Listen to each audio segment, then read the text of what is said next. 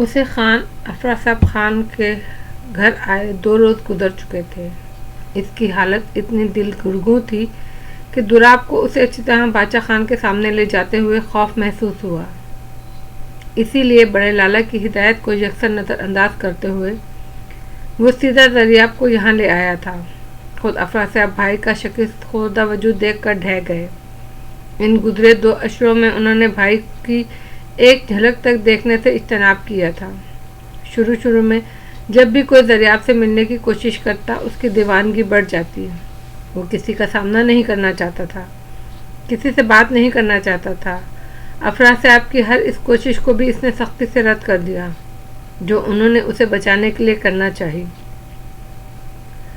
وہ اپنے اثر اور رسوخ کو استعمال کر کے اس کی سزا کم سے کم کروانا چاہتے تھے، لیکن دریاب نے 2 ٹوک الفاظ میں کہہ دیا، میں حرام موت نہیں مرنا چاہتا، لیکن لالا مجھے اس کے لیے مجبور مت کریں۔ اس وقت جس چیز کی مجھے سب سے زیادہ ضرورت ہے وہ زندگی ہے۔ مجھے ان بوسیدہ دیواروں کے اندر گلنے سڑنے دو۔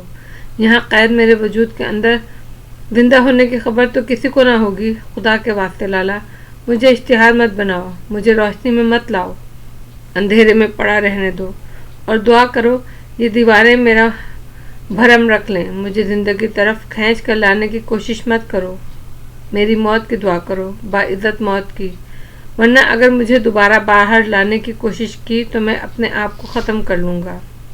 مجھے حرام موت مرنے کی طرف بڑھنے پر مجبور مت کرو۔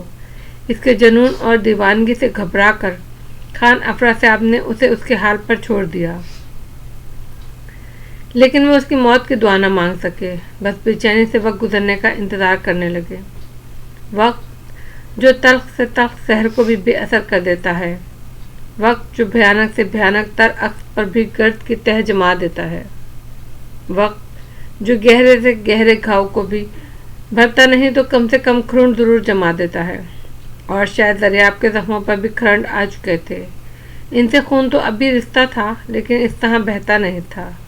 ان کی ویران آنکھوں میں اب دیوانگی ٹکرے مارتی دکھائی دیتی تھی، لیکن وہ شدتیں ناپید تھیں جو دیواروں سے سر ٹکرانے پر مجبور کرتی تھیں۔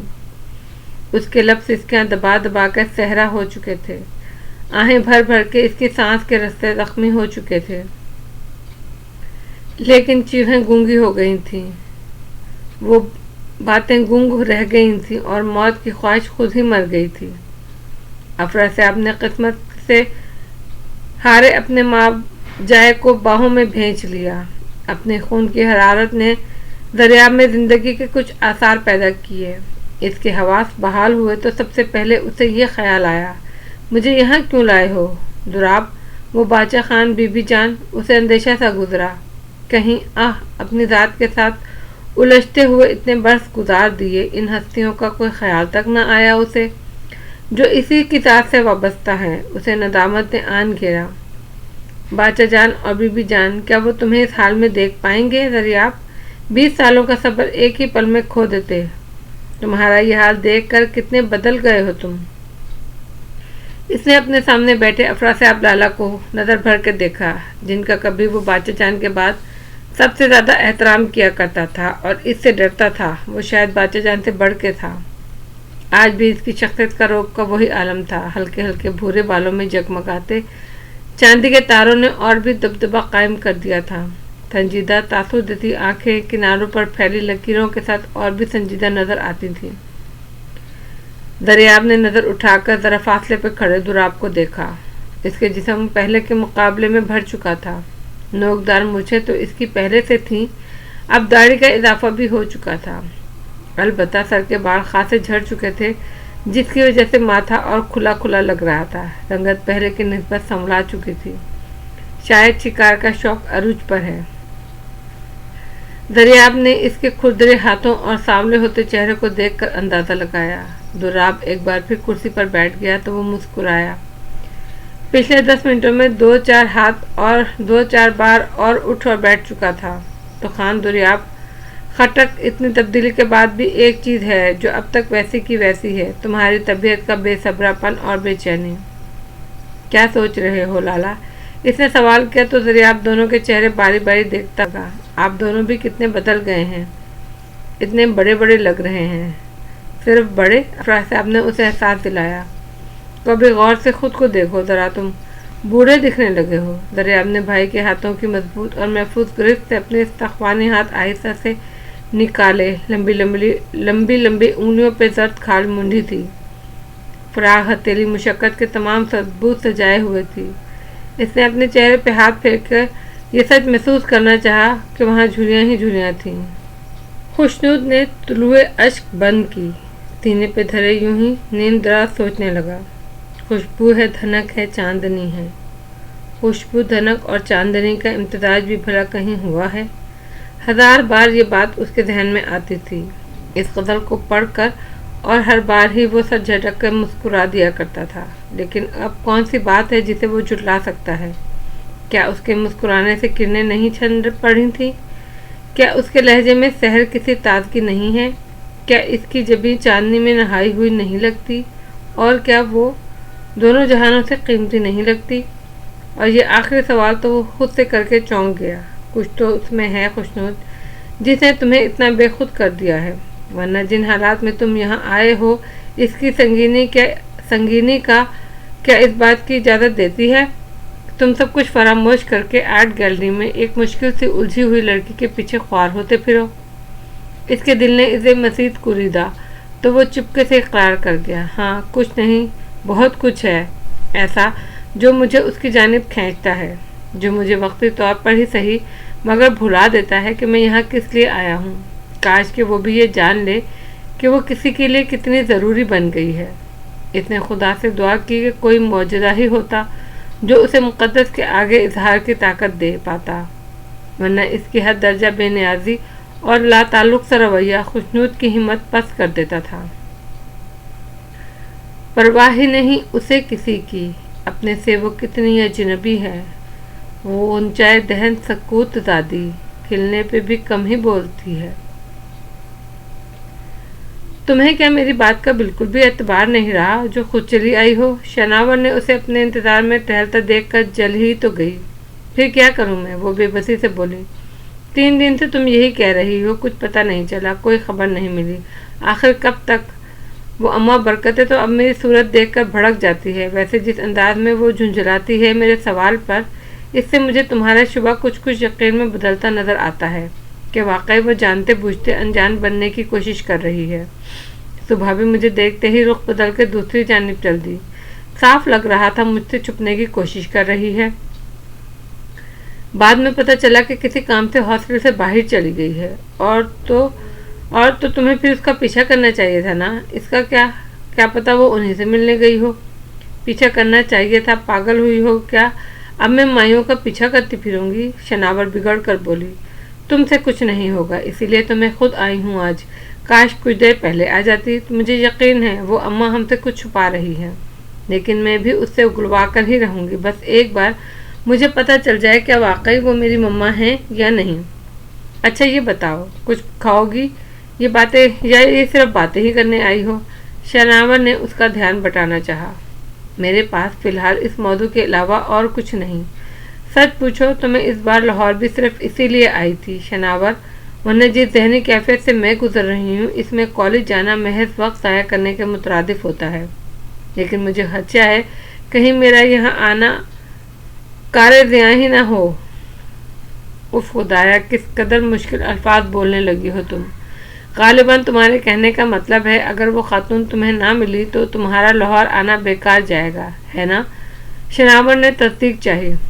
تو مائی ڈیئر کزن، یہ تمہاری غلط فہمی ہے۔ قدرت کے ہر کام میں کوئی نہ کوئی بہتری ہوتی ہے۔ ہو سکتا ہے اس بار کے تمہارے لاہور کے سفر نے تمہاری تقدیر میں کچھ اور لکھ دیا ہو، مثلاً وہ رک کر سوچنے لگی، کہے یا نہ کہے۔ حالانکہ یہ بھی غیر معمولی بات تھی کہ شناور اور کچھ کہنے سے قبل سوچنے کی زحمت کرے۔ پھر اپنے عدلی بے دھڑک پن میں وہ کہہ ہی اٹھی، مثلاً ڈاکٹر خوشنود، نہ تم لاہور آنے کا اتنا اچانک فیصلہ کرتی، نہ ہم بائی روڈ سفر کی مصیبت مول لیتے، اور نہ ہی وہ مانوس اجنبی ٹکراتا۔ واٹ ربش! تمہیں پتہ ہے تم کیا بک رہی ہو؟ حسب توقع مقدس کی گلابی رنگت غصے کی حدت پا کر اناری ہو گئی۔ سب پتہ ہے، وہ اس کے بلند لہجے کے روب میں قطعاً نہیں آئی، اور تم جانتی ہو تمہاری ہر بات کا پتہ پہلے مجھے چلتا ہے، بعد میں تمہیں، بلکہ جب تک میں تمہیں نہ بتاؤں تمہیں تو یہ بھی خبر نہ ہو کہ تم سوچ کیا رہی ہو اور چاہتی کیا ہو۔ تو تم بھی یہ سمجھتی ہو کہ میں تم پر ڈیپینڈ کرتی ہوں۔ اس کے اس قدر درست اندازہ لگانے پر مقدس تلملا گئی۔ میں بھی، شناور بھی پر زور ڈالتے ہوئے بولی، تو گویا کوئی اور بھی ہے جو اس راز سے واقف ہے۔ فضول باتیں مت کرو، بات کوئی ہو رہی ہو تمہیں ضرور بیچ میں اپنی بیہودہ ریسرچ پیش کرنی ہوتی ہے۔ تم چاہے اسے بیہودہ کہو یا لیکن دیکھ لینا میری اس ریسرچ کا رزلٹ 100% درست نکلے گا۔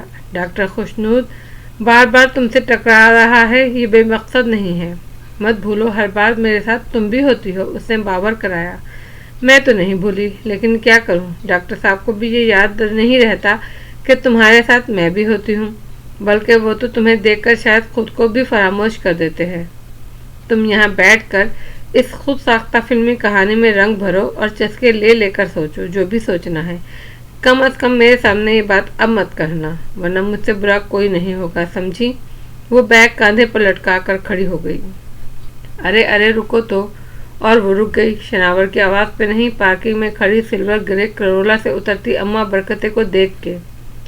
ڈرائیونگ سیٹ پہ کوئی اور نہیں خوشنود تھا، اگرچہ اس کا چہرہ واضح طور پر دکھائی نہیں دے رہا تھا، پھر بھی اس کا دراز قد اور غیر معمولی چوڑے شانے اسی کا شائبہ دلا رہے تھے۔ باہر کی طرف نکلتی مقدس نیم و بڑے سے گیٹ کی اوٹ میں ہو گئی۔ اماں کار سے نکلنے کے بعد بھی ہنوز پچھلی سیٹ سے کچھ سامان نکالنے میں مصروف تھیں۔ آخرکار وہ اپنی طرف کا دروازہ کھول کے باہر نکلا۔ Dark grey two piece suit کے ساتھ بلیک شرٹ اور بلیک ہی سن گلاسز میں وہ واقعی خوشنود تھا۔ اس نے جھک کے اماں کے سامان کو اٹھانے میں مدد دی۔ 2 شاپنگ بیگ میں زنانہ سوٹ تھے جو شاید استعمال شدہ لگ رہے تھے۔ باسکٹ میں تھرماس اور چند برتن ایک ٹیشو پیپر کے ڈبے کے ساتھ رکھے تھے۔ چند قدم آگے چلنے کے بعد اماں اچانک رکیں، جیسے کچھ یاد آ گیا ہو، پھر اپنی عادت کے مطابق بلند آواز میں پوچھنے لگی، میں کیا پتر جے اس کچھ کھانا پینا ہوئے تے میں سویرے یخنی تے دلیا بنا لیا ماں، یا پھر میں صبح یخنی اور دلیا بنا لاؤں۔ نہ جانے خوشنود نے کیا جواب دیا۔ مقدس اماں کو گیٹ کی طرف بڑھتا دیکھ کر پیچھے ہو جانے کی وجہ سے صحیح طرح نہیں سن پائی۔ کون سے ہاسپٹل سے آ رہے ہیں آپ اماں؟ مقدس نے اچانک سامنے آ کر اماں برکتے کو گڑبڑا کر رکھ دیا۔ کدوں میں کدوں گئی کتھے؟ وہ دائیں بائیں شائیں کرنے لگی۔ آپ مجھ سے کیوں چھپا رہی ہیں؟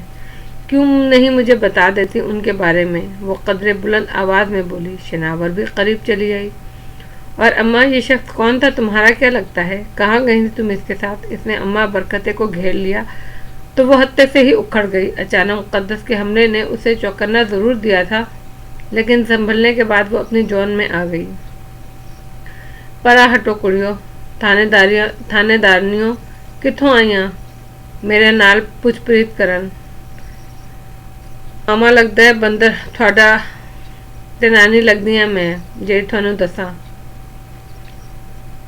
لو کرا لو عزت افزائی، شناور نے اسے جتایا۔ ویسے یار واقعی سوچنے والی بات ہے، ڈاکٹر خوشنود کا اس مائی سے کیا تعلق؟ تمہارے پاس تو کارڈ بھی تھا نا ان کا۔ اس بھڑکیلی اماں سے سر پھوڑنے کے بجائے تم انہی سے پوچھ لو، شاید کوئی سرا ہاتھ لگ جائے۔ نہ بھی ہو تو کم از کم تمہاری تسلی تو ہو ہی جائے گی۔ ہو سکتا ہے وہ محض انسانی ہمدردی کی بنا پر اسے لفٹ دے بیٹھا ہو، یا اس کی کسی عزیز کا مفت علاج معالجہ کرا رہا ہو۔ شناور کی عادت تھی وہ ہمیشہ مسئلہ پیش کرنے کے ساتھ ساتھ اس کے کئی حل بھی بتا دیتی تھی، یا یوں کہیے کہ کسی بھی بات کے مثبت اور منفی دونوں ہی پہلو سامنے رکھتی تھی۔ ڈاکٹر خوشنود علی وردک، کارڈ پہ لکھے نام پہ سرسری سی نگاہ ڈالنے کے بعد وہ نیچے فون نمبر کی جانب متوجہ ہوئی، لیکن خوشنود کے نام کے آگے لگے حوالے نے اسے منجمد کر دیا۔ خوشنود کا وردک ہونا پرسرار خاتون کا مومنہ ہونا ثابت کر رہا تھا۔ Hello doctor speaking. ہیلو، وہ بس اتنا ہی کہہ سکی۔ آپ؟ اسے گمان سا گزرا، لیکن اپنی خوش بختی کا اتنا یقین نہیں تھا کہ وہ پورے وثوق سے اس کا نام لے سکتا۔ السلام علیکم۔ اسے کچھ سمجھ نہیں آ رہا تھا وہ اپنا تعارف کیسے کرائے۔ وعلیکم السلام مقدس، اس نے آس اور امید سے چور چور لہجے میں پوچھا۔ جی۔ اسے اپنے ہونے پر شرمندگی تھی یا پھر شاید فون پر ہونے کی؟ ذہن نصیب یاد کیا، مجھے آپ سے ایک کام تھا۔ وہ براہ راست اپنے مدعا پر آ گئی۔ میری خوش نصیبی کہ اب آپ کو بھی مجھ سے کام پڑنے لگا۔ اس کا چہکنا مقدس کو ایک آنکھ نہیں بھا رہا تھا۔ اس نے چڑھ کے موبائل آف کر دیا۔ خوشنود کے مسلسل مسکراتے لب یکدم سکڑ گئے۔ توف ہے تم پہ ڈاکٹر وردک، ایک لڑکی کا فون کیا آ گیا، بانچے چیر چیر کے ڈائلاگ جھاڑنے لگے، یہ احساس کیے بغیر کہ مخاطب ایک مقدس ہستی ہے۔ اسے اپنے اندر گنگناتے جذبے کو ڈپٹا اور پھر سے اپنی سوبر سنجیدہ جون میں آتے ہوئے CLI نمبر چیک کیا۔ ہیلو، زندگی سے بھرپور آواز شناور کی تھی۔ مس شناور، میں ڈاکٹر خوشنود بول رہا ہوں۔ ابھی چند منٹ قبل اس نمبر سے مس مقدس نے مجھے کال کی تھی۔ جی وہ بس، اچھا آپ بات کیجیے۔ اس نے زبردستی مقدس کے کان سے موبائل لگا دیا۔ شناور کی بے موقع مسکراہٹوں سے اسے زہر لگ رہی تھی۔ جی مس مقدس کہیے، میں آپ کی کیا خدمت کر سکتا ہوں؟ دوسری طرف سے آتی سنجیدہ آواز نے اسے دوبارہ بولنے پر مجبور کیا۔ میں صرف یہ جاننا چاہتی تھی ڈاکٹر خوشنود کہ اماں برکتیں شناور کے ہاسپٹل کی ملازمہ کے ساتھ آپ سے ہاسپٹل گئے تھے؟ بغیر کسی تمہید کے اس نے سوال کیا۔ جی، وہ حیران تو پہلے ہی تھا کہ ریزرو سی رہنے والی اس محتاط مزاج کی لڑکی کو اس سے کیا کام ہو سکتا تھا، لیکن اس کے لہجے میں موجود استجاب یہ ظاہر کر رہا تھا کہ مقدس کا یہ اچانک سوال اس کے گمان سے بھی باہر تھا۔ اس کو سنبھلنے میں چند سیکنڈ لگے، لیکن دوسرے سوال سے خود کو روک نہ پائی۔ اگر میرا سوال بہت زیادہ ذاتی نہ ہو تو کیا میں یہ جان سکتی ہوں اماں برکتے کے ساتھ رہنے والی خاتون سے آپ کا کیا رشتہ ہے؟ اس کے چپتے ہوئے لہجے پر وہ مزید ٹھٹکا۔ یہ سوال تو میں بھی کر سکتا ہوں، لیکن چونکہ آپ نے پہلے پوچھا ہے تو میں بتاؤں کہ میں شیخ زید ہاسپٹل میں اپنے ایک دوست ڈاکٹر محمود غوری سے ملنے گیا تھا۔ وہاں ایک مریضہ کے بارے میں پتہ چلا کہ وہ میرے علاقے کی ہے اور ہم لوگ اپنے علاقے کی رعایا کا خاص خیال رکھتے ہیں۔ یہ ہمارے بزرگوں کی روایت ہے۔ محض انسانی ہمدردی اور کچھ اپنی ذاتی نوعیت کے ذاتی قبیلے کے ہونے کی وجہ سے میں نے ڈاکٹر محمود سے ان کے علاج اور معالجے کی خصوصی درخواست کی۔ ان اماں جی کو صرف اخلاقاً ہی ہاسپٹل تک لفٹ دی تھی اور وہاں سے پھر واپس ہاسپٹل تک۔ اب آپ یہ بتائیے کہ آپ کو اصل اعتراض کس بات پر ہے، ان اماں جی کو لفٹ دینے پہ یا ان اماں جی پہ توجہ دینے پر؟ وہ شاید اس توجہ کو مان ہی لیتی اگر خوشنود کا وردک ہونا اس پر کھل نہ گیا ہوتا، اس لیے قطعاً اس کا سوال نظر انداز کرتے ہوئے پوچھا، کیا آپ مجھے بتا سکتے ہیں وہ شیخ زید ہاسپٹل میں کس وارڈ میں مل سکیں گی پلیز؟ اس کے لہجے کی بےتابی چھلکتی التجا ڈاکٹر خوشنود کے کھٹکے ہوئے دل کو پھر سے چونکا گئی۔ اس نے سوچ کر کہا، ایسا کیجیے، آپ مجھے وقت بتا دیں، میں آپ کو لے چلتا ہوں ان کے پاس۔ نہیں، میں صبح 10 بجے ہاسپٹل پہنچ جاؤں گی، آپ بس مجھے ان سے ملوا دیجیے گا، اس نے فیصلہ کن انداز میں کہتے ہوئے لائن ڈسکنیکٹ کی۔ دوسری جانب ریسیور ہاتھ میں تھامے ڈاکٹر خوشنود کے چہرے پہ تعجب اور الجھن کے اثرات نمایاں تھے۔ دریاب آج فجر سمے سے ہی بی بی جان کے دل کو جیسے پتنگے لگے ہوئے تھے، کبھی ادھر کبھی ادھر، ایک عجیب سی بے چینی نے گھیر رکھا تھا۔ ظہر کی نماز ادا کر کے وہ آج اوپر اپنے کمرے میں آرام کرنے چلی گئیں، ورنہ ہمیشہ ہی وہ مغرب کے بعد اپنے کمرے کا رخ کرتی تھیں۔ ان کا ٹھکانہ دن بھر لاؤنج میں بچھا وہ جہادی سائز تخت ہوتا، جہاں سے وہ بآسانی دن میں کئی بار اٹھ کر باچا خان کے کمرے تک ہو آتی، لیکن آج تو انہوں نے اپنے خان جی کے کمرے میں بس صبح ایک بار ہی جھانکا تھا۔ وہ بستر پر بے حرکت پڑے لامبے مگر نقیف سے وجود کی گدلی آنکھیں چھت پہ لگے پنکھے پر جمی تھی۔ خان جی، انہوں نے آواز دی۔ دریاب تھکی سانسوں پر ڈولتا یہ نام ان بوڑھے لبوں سے آزاد ہوا اور منتظر بے بس آنکھیں دروازے کی طرف اٹھ گئی۔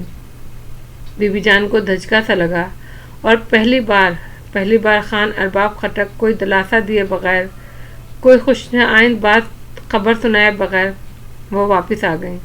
آج تو انہیں خود کسی تسلی بھرے ہاتھ کی ضرورت تھی۔ مچلتے تڑپتے پہلو پر اپنے تکیے پر سر رکھا ہی تھا کہ پیچھے مردان خانے سے کچھ شور سنائی دیا۔ عموماً افراد صاحب کے آنے پہ اس طرح کی بھگدڑ مچا کرتی تھی۔ اس کی سرکاری گاڑی کے ساتھ گارڈ اور گن مین کا ایک ریلا ہوتا تھا۔ انہوں نے لیٹنے کا ارادہ ملتوی کیا اور اٹھ کر بیٹھ گئی۔ ابھی اپنی بڑی سی چادر پھیلا کر شانے پہ ڈالی ہی تھی کہ دروازے ایک جھٹکے سے کھلا۔ ان کی پرانی ملازمہ वगमा हवास पाख्ता पूरे सांसों के साथ अंदर घुस आई। बीबी जान ने उसकी जसारत को नापसंदीदा निगाहों से देखा। क्या है लड़की, दरियाब लाला आए हैं। बोले क्या? वो उठ खड़ी हुई। कौन दरियाब? खान जी। उन्हें कुछ पता न चला कब वो कमरे से निकली, कब सीढ़ियाँ उतरी और कब वो उसके रूबरू थी। दरियाब। उन्होंने सामने खड़े शकिस्ता वजूद वाले हारे हुए इंसान में वो शहजादों किसी छप ढूंढना चाहिए। इन चमकती आंखों में हरदम हलकोरे लेता वो मासूमियत भरा तजस्सुस तलाशना चाहा। वहाँ फ़कत टूटे हुए आईने की किरचियाँ थीं। वो मुतज़्ज़ब खड़ी रह गई। दिल किसी तरह मानने को तैयार न था ये वही खान दरियाब खटक है जिसे वो आँख भर के देखते हुए घबराती थी। मुबादा अपनी ही नज़र लग जाए। दरियाब अपना किरची किरची वजूद खुद ही समेट कर बीबी जान के गले लग गया। इसके बाजुओं ने बढ़कर उसे ममता से समेटा। ममता के गर्म जोश सीने से लग के बरसों से ठंडा पड़ता खून फिर से उबल पड़ा। उसकी हिचकियाँ बंद गईं। अपने ही आंसू उसके लिए अजनबी से थे। वो तो कब से नहीं रोया था, कब से नहीं हंसा था, बल्कि इसने तो बहुत अरसा पहले वो सब कुछ करना छोड़ दिया था जिससे उसको जिंदा होने का एहसास होता। बीबी ने दोनों हाथों से उसका चेहरा थामा और कपकपाते लहजे में कहा, मैं सुबह से सोच रही थी खान जी का सामना कैसे करूं। इनके आंखों के सवाल अब मुझसे टाले नहीं जाते। अल्लाह ने मुझ पर करम किया। मैं अब खान जी के पास जाऊंगी उनका दरियाब लेकर। तवील कॉरिडोर से गुजरते हुए खुशनूद और मुक़द्दस दोनों ही मुतज़ाद कैफियत का शिकार थे। खुद से 2 कदम के फासले पर मौजूद मुक़द्दस का सिमटा सिमटा वजूद खुशनूद को एक ख्वाब सा लग रहा था। इसके जहन में बहुत से सवाल कुलबुला रहे थे, लेकिन इन मुबहिम सवालों की ज़ुबान देकर वो इस ख्वाब से निकलना नहीं चाहता था। वो देखना चाहता था ये ख्वाब उसे कहाँ तक लेकर जाते हैं। इस्लामाबाद से सिंगापुर रवाना होने से 1 रोज़ कबल ही इस ख़त का मिलना शायद इस ख्वाब की तमहीद थी। लाहौर पहुँचने से कबल इस इत्तफाक़ी मुलाकात ने उसे पहली बार एक ख्वाब देखने पर उकसाया था। अभी तो इसने दिल की बातों में न आते हुए ख्वाब देखने से हर मुमकिन एहतजाज किया था। चंद और हादसाती मुलाकातें ख्वाब को आंखों को ख्वाबों का जायका ज़बरदस्ती सौंप गई। इसका खुद से हम कलाम होते हुए देखने का ख्वाब, इसके हमरा कदम ब कदम चलने का ख्वाब, और वो देखना चाहता था ये ख्वाब उसे कहाँ तक लेकर जाते हैं।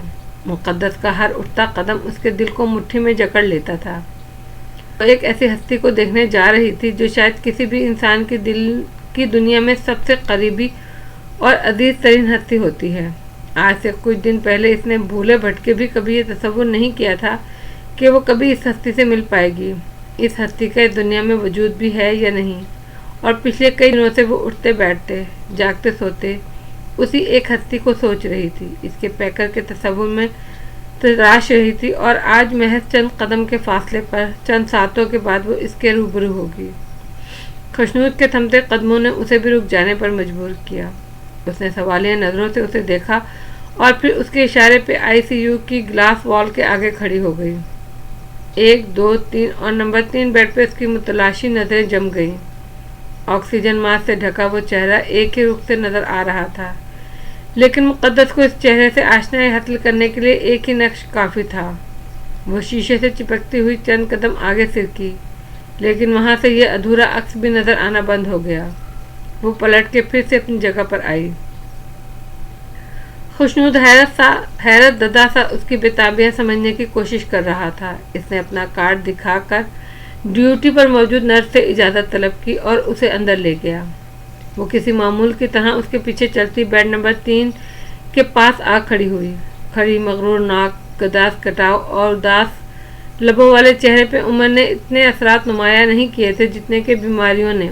ये इस चेहरे की झुर्रियों से पाक शफाफ जिल्द से जाहिर हो रहा था, लेकिन नीले पड़ते होंठ, आंखों के नीचे गहरे स्याह हल्के और हाथ पैरों का लागरपन इस बात का गवाह था कि दिल का ये शदीद दौरा पहला हमला नहीं था।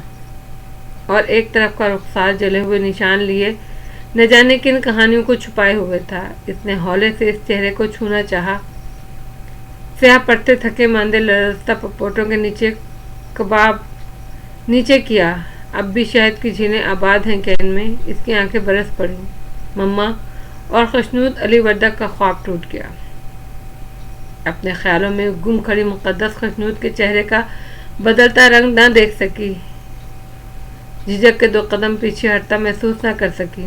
اس کی تمام تر حسیات تو صرف سامنے موجود مومنہ علی کی طرف متوجہ تھیں۔ وہ اپنے پیچھے لمبے لمبے ڈگ بھر کے واپس جاتے، ڈاکٹر خوشنود کی طرف تو اس کا دھیان ہی نہ تھا۔ سب کچھ کتنا واضح تھا، بالکل صاف، نہ جانے مجھے سمجھنے میں وقت کیوں لگا، اتنا وقت تو میں اب کچھ بھی میرے بس میں نہیں رہا۔ پی سی میں بک اپنے کمرے میں آ کر خوشنود نے نئے سرے سے اس سارے قصے کو سمجھنا چاہا۔ تو وہ ان کی بیٹی ہے، یعنی صرف ان کی نہیں بلکہ خان دریاب خٹک کی بھی۔ کیا یہ بھی ضروری تھا کہ اس شخص کا حوالہ اس کے ساتھ ہو؟ اور ضروری تو یہ بھی نہیں تھا کہ ساری دنیا چھوڑ کر تمہارا دل ایک ایسی لڑکی پہ آئے، ڈاکٹر خوشنود علی وردک۔ لیکن تقدیر اپنے فیصلے سارے نفع اور نقصان ذہن میں رکھا نہیں کرتی، اسے پیچیدگیاں پیدا کرنے کا شوق ہے۔ اچھی بھلی سیدھی سادھی چلتی کہانی میں موڑ لانا تو قسمت کی پرانی عادت ہے۔ وہ بے بسی سے آنکھوں پر بازو رکھ کر اس حقیقت کو تسلیم کرنے کی کوشش کرنے لگا کہ اس کے سوا اب اور کوئی چارہ بھی نہ تھا۔ خون کا معاملہ تھا، خون کا نہ رنگ بدلا جا سکتا ہے نہ تاثیر۔ مقدس کی رگوں میں دوڑنے والا خون اس شخص کا تھا جس کے ہاتھوں میں فیروز علی وردک کا خون لکھا تھا۔ خون کی یہ تاثیر تھی کہ جس کے خوف سے گوارا کیا۔ وہ ڈرتی شریف کی فضاؤں میں موجود فیروز کی جوان اور المناک موت کے نوحے کہیں کچے ذہن کے خوشنود کو اس راہ پر نہ چلا دے جس پر چلنا پختون اپنی شان سمجھتے ہیں۔ ایسے میں وہ خود کو صرف ایک غیرت مند پختون کی حیثیت سے منوانا چاہتے ہیں، بھول جاتے ہیں وہ کسی کا سہاگ بھی ہیں، کسی کی گود کا پھول بھی ہیں، کسی بہن کی تمام تر امیدوں کا مرکز بھی ہیں۔ لالائی جان خود بھی ایک سچی پختون دادی تھی، آن بان اور وقار سب کچھ نچھاور کر دینے والی، لیکن ممتا کا جذبہ کب اس کے سارے جذبات پر حاوی ہو گیا اسے پتہ ہی نہ چلا۔ وہ شوہر کے بعد اب بیٹے کو کھونے کا تصور نہیں کر سکتی تھی۔ پھر فیروز کے ساتھ 7 سالہ رفاقت نے اسے یہ بھی سمجھا دیا تھا کہ خود فیروز اپنے قبیلے کے دیگر مردوں سے کس قدر مختلف مزاج ہے۔ اس کی تعلیم پہ زیادہ توجہ دیتا تھا۔ اس نے بیٹے کو اعلیٰ تعلیم دلانے کے کچھ بنانے کے خواب دیکھ رکھے تھے، اس حقیقت سے سب ہی واقف تھے۔ لالائی بی بی نے سسر اور باپ کے آگے گر گڑا کر فیروز کے خوابوں کو پورا کرنے کی بھیک مانگی، انہیں احساس دلایا فیروز جیسے محبتوں سے گندھے حساس شخص کی روح کی تسکین اس کے خوابوں کی تکمیل سے ہی ہے، نہ کہ خون کی ندیاں بہا کر جذبہ انتقام کو پورا کرنے سے۔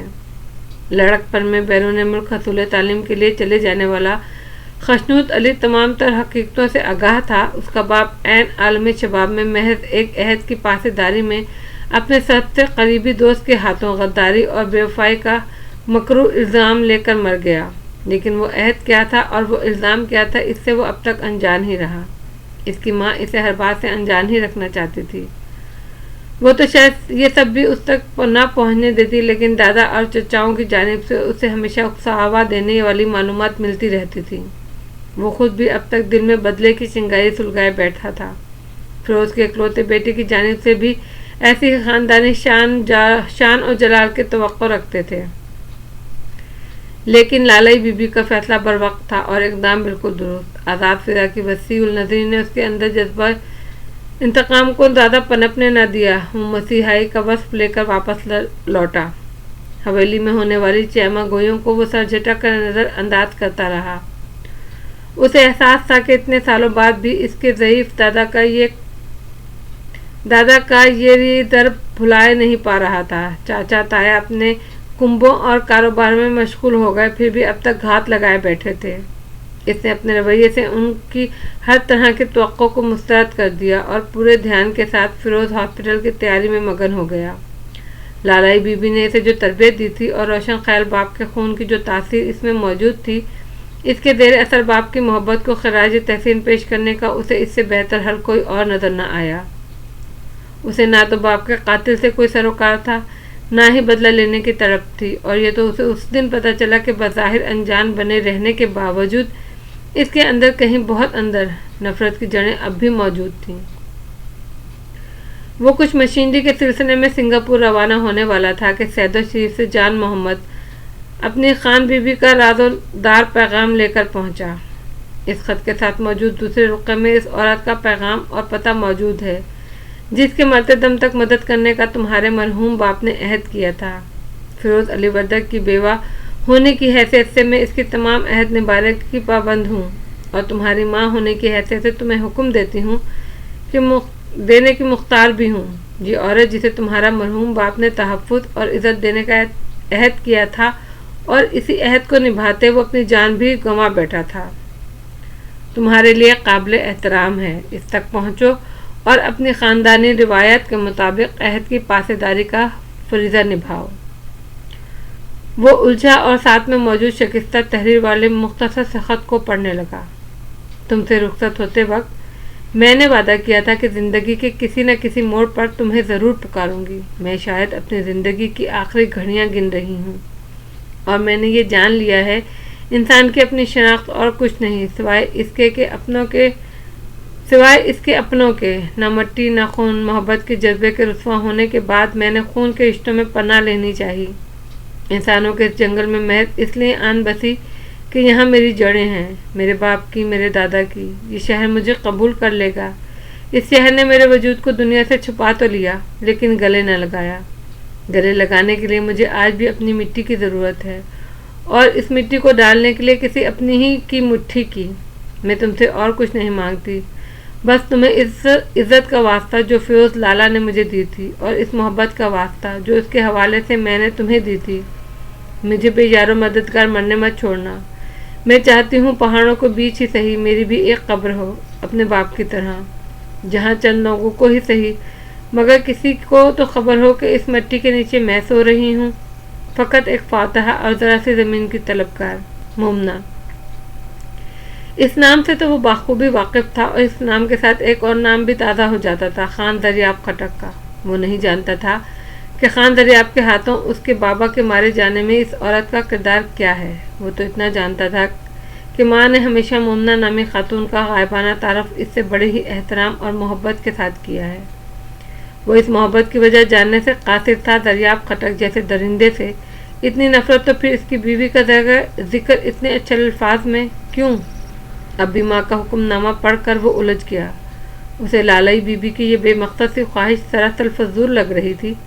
اگر وہ لبے گور پڑی اس عورت کے کفن دفن کا بندوبست ہی کرنا چاہتی ہیں تو کسی بھی قابل اعتماد ملازمہ کے ہاتھوں یہ فریضہ ادا ہو سکتا ہے۔